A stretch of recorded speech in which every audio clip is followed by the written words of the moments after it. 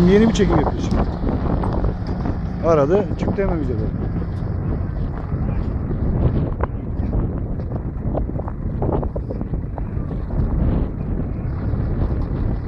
Bir tane falan video olacak.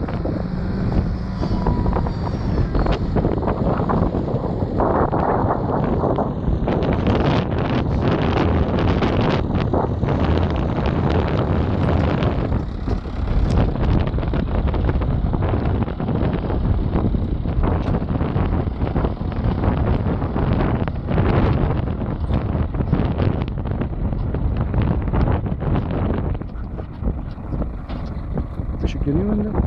Işık var mı önde? Önde ışık var mı?